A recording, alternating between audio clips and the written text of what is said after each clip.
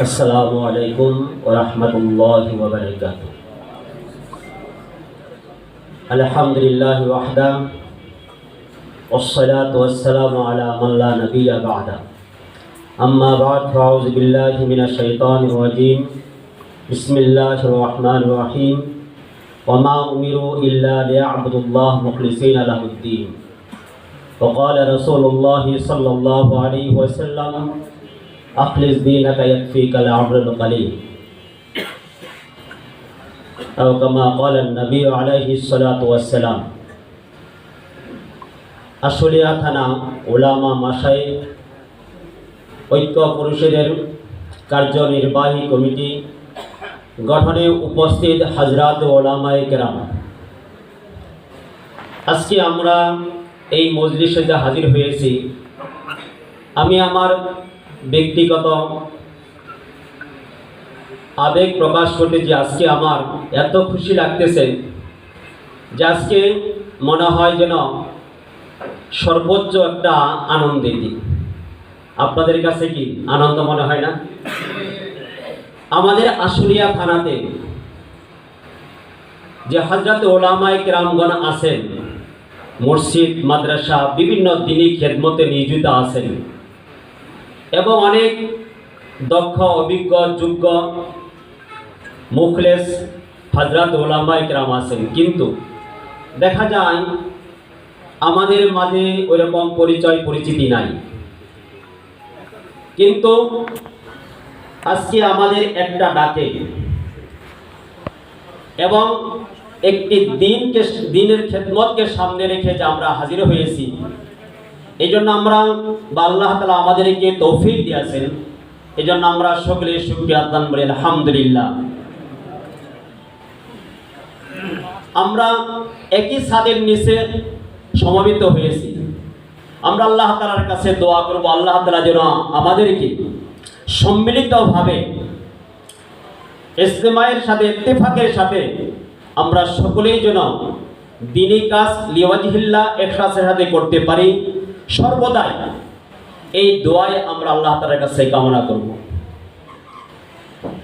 আজকে বাংলাদেশে বিভিন্ন জায়গায় উলামায়ে কেরামের বিভিন্ন সংগঠন আছে বা হয়েছে। দেখা যায় এই সংগঠন হওয়ার পরে অনেক সময় বেশি দিন এটা টিকে থাকে না। এজন্য আমি সংক্ষিপ্তভাবে এই কথাই বলতে চাই, আজকে আল্লাহ তাআলা আমাদেরকে যেভাবে একটা ছাদের নিচে হাজির করেছেন, আল্লাহ তাআলা যেন আমাদেরকে একই সাথে এরকম ভাবে মিল মহব্বতের সাথে এই দুনিয়াতে বসবাস করে আল্লাহ তাআলাকে রাজি খুশি করার জন্য দ্বীনি কাজ করার কি তৌফিক দান করেন। এর জন্য আমাদের আসলে প্রয়োজন কি, যেটা আমরা সকলেই জানি, আপনারা হযরত উলামায়ে কেরাম, যে আমাদের ইখলাস থাকা দরকার। আমরা যা করব একমাত্র আল্লাহ তাআলার জন্য করব। আজকে আমরা পদ পদবীর লোভী হইয়া দেখা যায় আমাদের এই সংগঠনগুলো প্রথমে খুবই জাঁকজমকভাবে শুরু হয়, পরবর্তী সময় দেখা যায় এটা বেশি দিন আর টিকে না।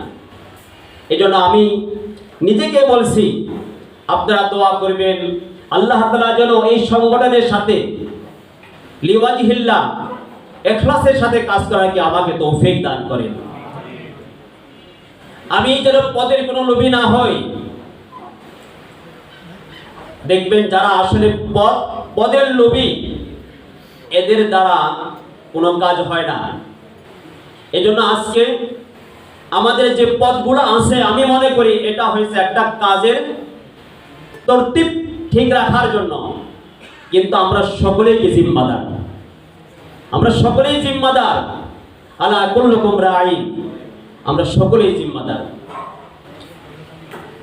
আমি আমাদের বক্তব্যে যে প্রথম হাদিসটা পড়া, আখলিস দীনাকা ইয়াকফিকাল আমরুল কলিল, তরজমা করার দরকার নাই, ব্যাখ্যা করার দরকার নাই।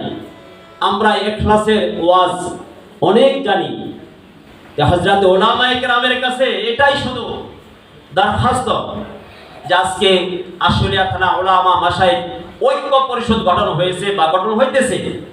এই যে ঐক্য, এই শব্দটা আমরা সকলের ভিতরে রাখবো। আজকে এমন যেন না হয় যে আমার এই শিমুলা ইউনিট থেকে আমাকে এই পদ কেন দিল না, আমাকে আশুলিয়া থানা উলামা মাশায়েখ ঐক্য পরিষদ থেকে আমি কেন এই পদ পেলাম না।